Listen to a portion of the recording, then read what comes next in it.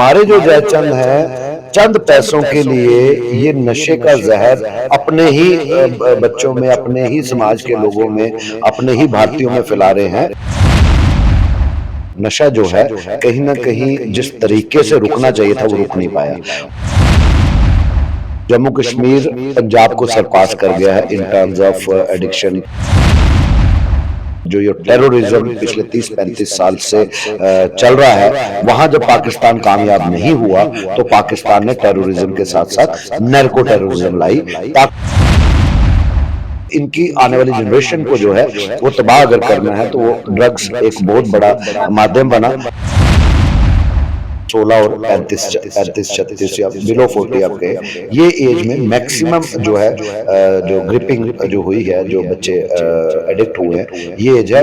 इस जान है वो भी गवाही है और उसके आंकड़े मैं एक जिम्मेवारी से कह सकता हूँ ना सरकार के पास है। हमारा ये कहना है कि अगर किसी का बच्चा ड्रग विक्टिम है तो लोगों को बाहर आना पड़ेगा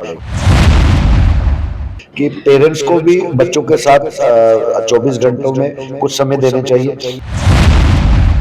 बच्चे ने कभी किया नहीं होता, 2 बार करने के बाद उसको समझ ही नहीं लगती, वो पढ़ रहा है। नमस्कार, आप देख रहे हैं ग्रेटर जम्मू और मैं हूं आपके साथ नीतू सिंह। जम्मू कश्मीर में गुजरते समय के साथ साथ नशे का कारोबार भी जो है वो तेजी पकड़े हुए है। अगर आंकड़ों की बात करें तो लगभग इस समय जम्मू कश्मीर में 13 लाख से जो ज़्यादा बच्चे हैं वो नशे के शिकार हो चुके हैं।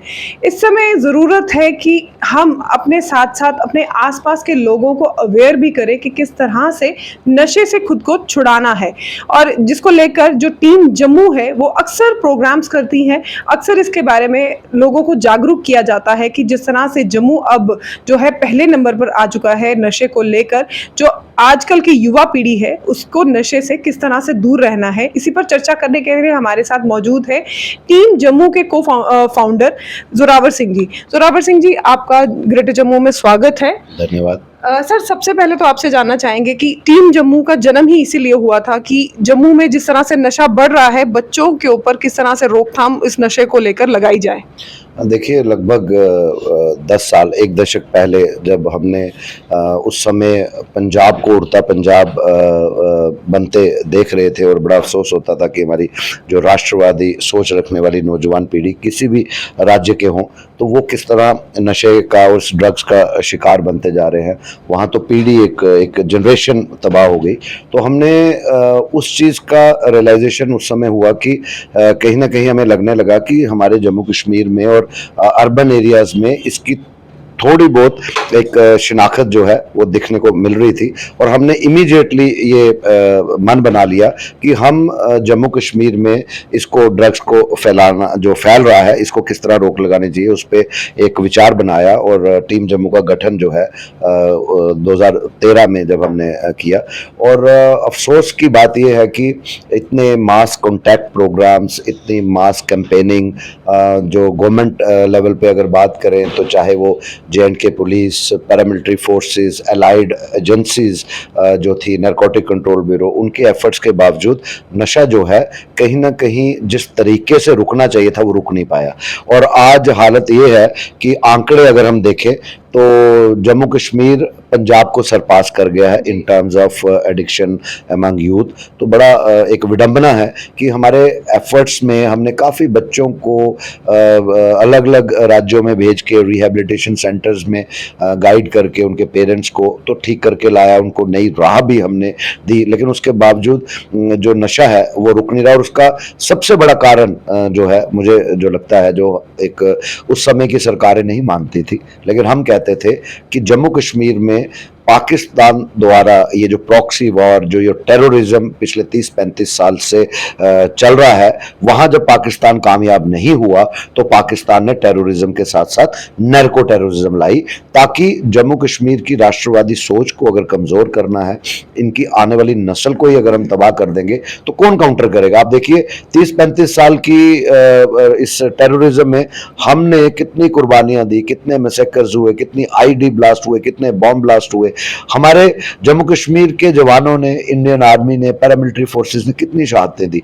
और जम्मू खिते की अगर बात करें तो we are proud to be Dogras. Region, जितनी कुर्बानी, आप कोई गांव, कोई पंचायत देख लीजिए जहां किसी शहीद का मुजस्मा ना लगा हो। तो पाकिस्तान को लगता था कि हम कामयाब नहीं हो पा रहे हैं, तो इनकी आने वाली जनरेशन को जो है वो तबाह अगर करना है तो वो ड्रग्स एक बहुत बड़ा माध्यम बना।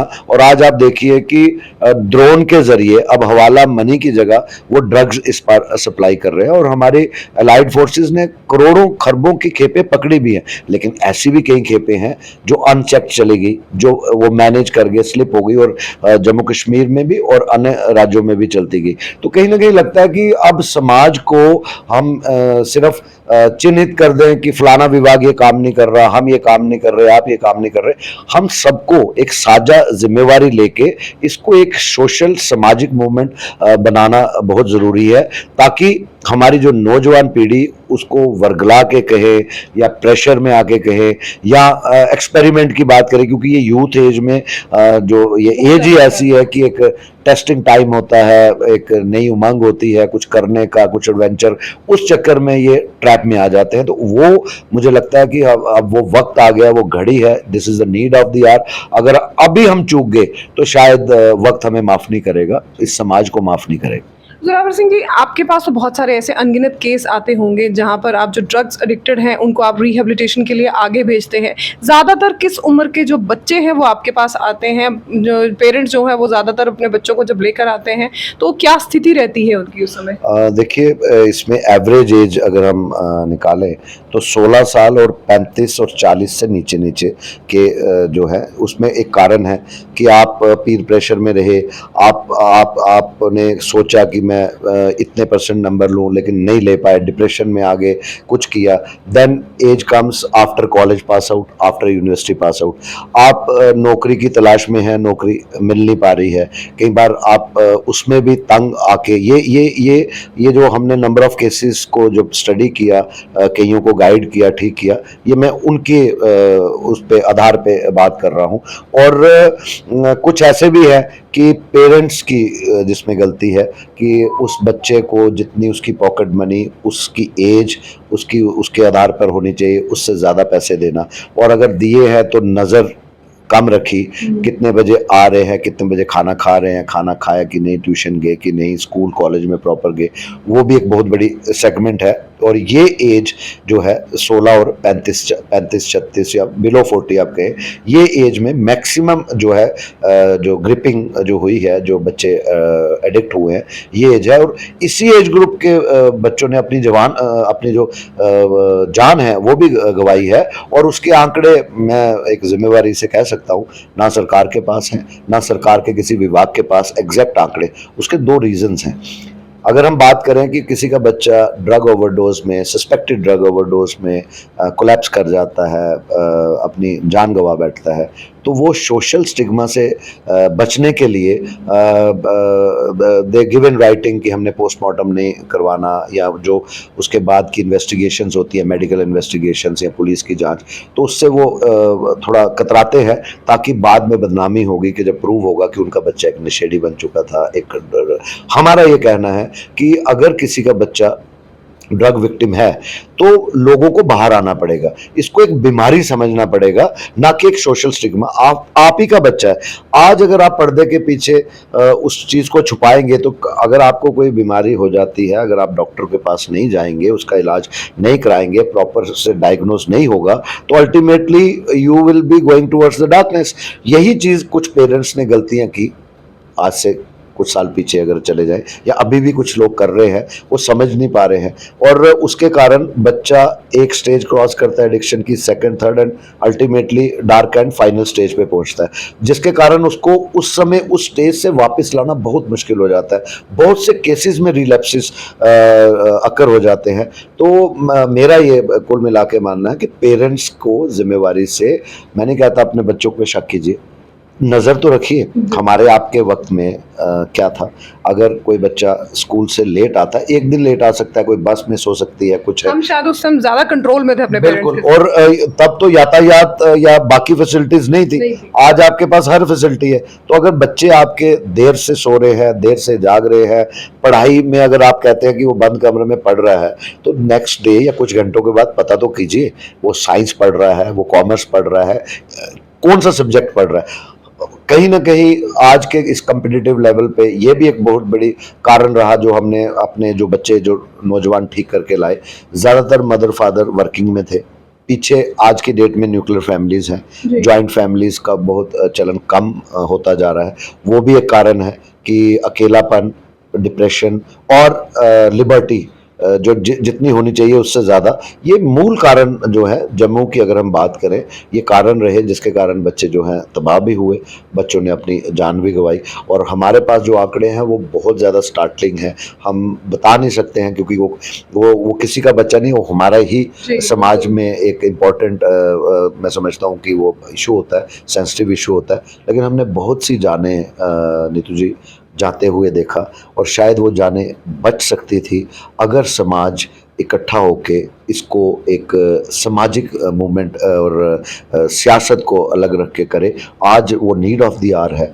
अगर हम आज भी चूक गए, मैं बार बार ये कह रहा हूँ कि जो हालात है वो ठीक नहीं है।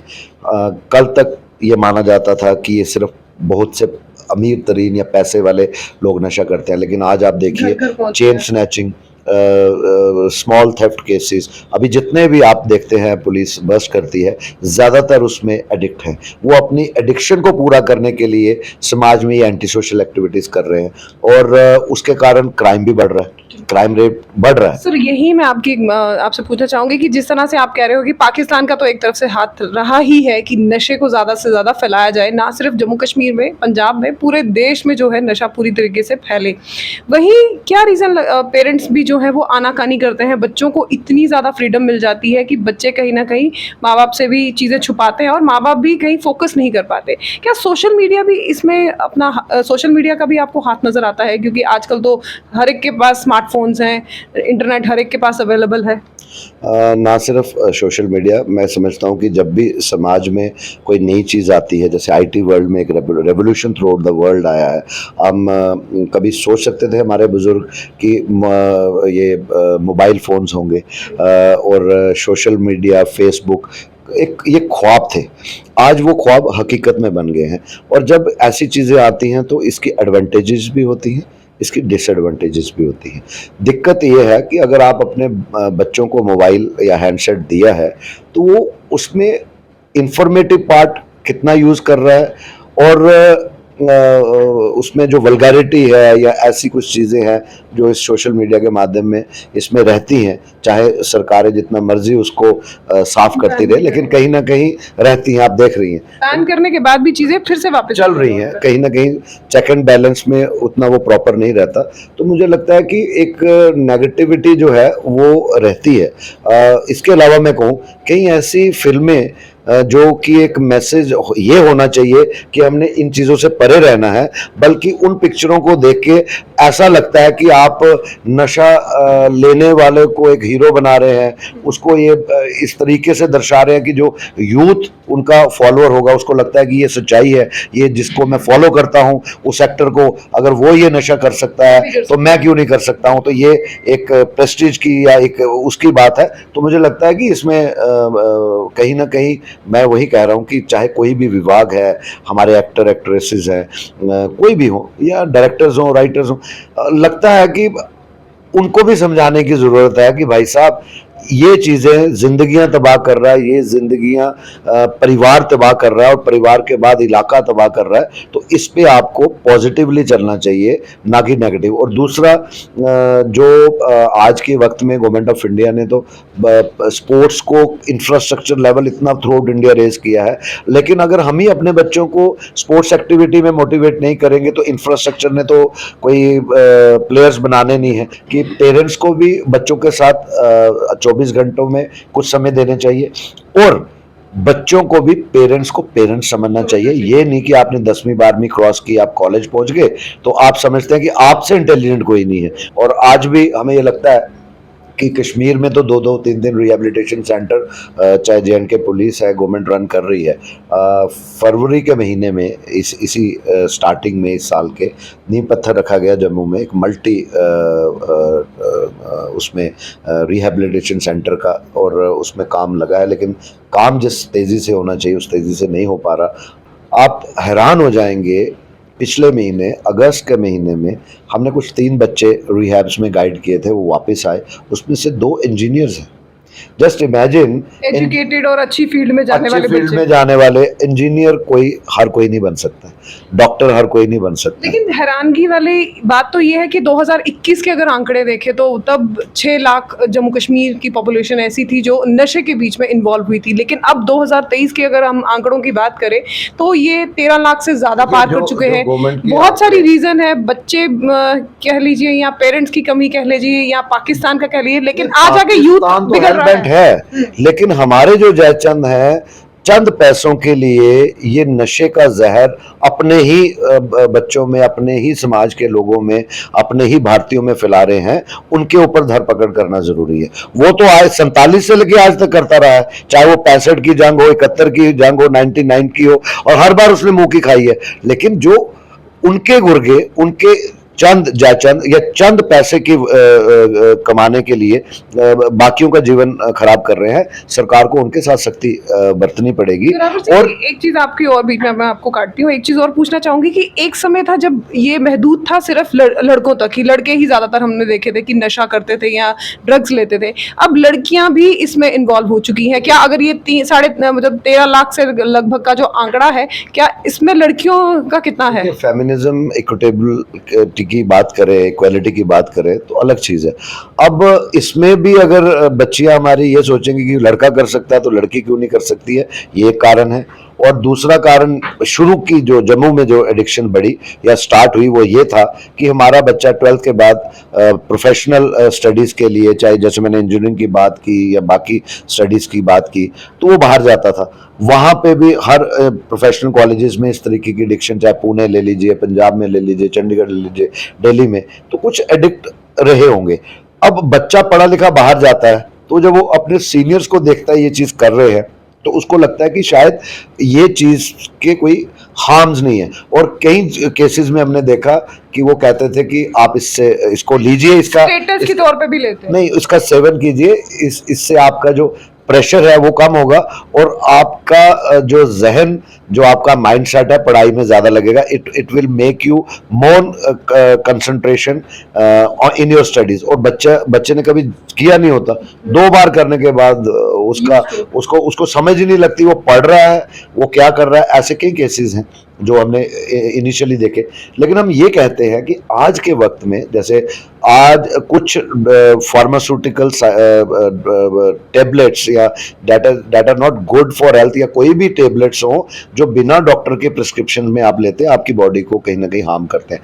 कुछ ऐसी है कि आपकी ऑनलाइन में आ रही हैं, अब कहाँ कहाँ क्या करें, यहाँ तक हम चेक कर रहे हैं कि आप ऑनलाइन बुक कीजिए, आपके घर में होम डिलीवरी हो रही है और डिलीवरी करने वाले को भी पता नहीं पैकेट में क्या है। तो और घर वालों को लगता है कि कुछ क्या है। ये सारी चीजें ओवरऑल, यही चीज को मैं समझता हूं कि समाज को इकट्ठा होना पड़ेगा बिफोर वी पिन पॉइंट कि मैंने क्या किया, आपने क्या किया, किसकी गलती है। अब वो वक्त चला गया है। अगर आपने आने वाली जनरेशन को बचाना है, चाहे वो हमारे टीचिंग फैकल्टी है, टीचर्स हो, चाहे प्रोफेशनल स्टडीज में बच्चे काम कर रहे हो या कोई भी हो, the idea is before you pinpoint, before you criticize anybody, let's start this service from at home। कहते हैं ना, charity begins at home। तो अगर हमने अपने बच्चों से पहले पड़ोसियों के बच्चे पे को बचाना है, तभी हमारा बच्चा सेफ हो सकता है। अब इस ट्रेंड को वापस लाना पड़ेगा। तो ये थे हमारे साथ टीम जम्मू के फाउंडर जोरावर सिंह जी। इनसे हमने बात करी जिस तरह से हैरानगी के आंकड़े अब जम्मू कश्मीर में देखने को नजर आ रहे हैं नशे को लेकर। लगभग 13 लाख से भी ज्यादा जो यूथ है नशे की ओर मुड़ चुका है। किस तरह से समाज में अवेयरनेस लानी है और अपने बच्चे पर नजर रखना कोई गलत बात नहीं है। बच्चे के साथ बात कीजिए, समय समय पर उसके साथ उसे चेक कीजिए। और जिस तरह से अब बच्चे जो नशे की ओर तेजी से बढ़ रहे हैं, हमारा भी फर्ज बनता है, परिवार का फर्ज बनता है, पेरेंट्स का फर्ज बनता है और समाज का भी फर्ज बनता है कि उस बच्चे को दरकिनार नहीं किया जाए, उसके साथ बैठ के उस नशे को दूर करने में उसके साथ सहायता की जाए। इसी तरह की अपडेट्स के लिए जुड़े रहिए ग्रेटर जम्मू के साथ। कैमरामैन अजय जाडू के साथ मैं नीतू सिंह, ग्रेटर जम्मू के लिए। धन्यवाद।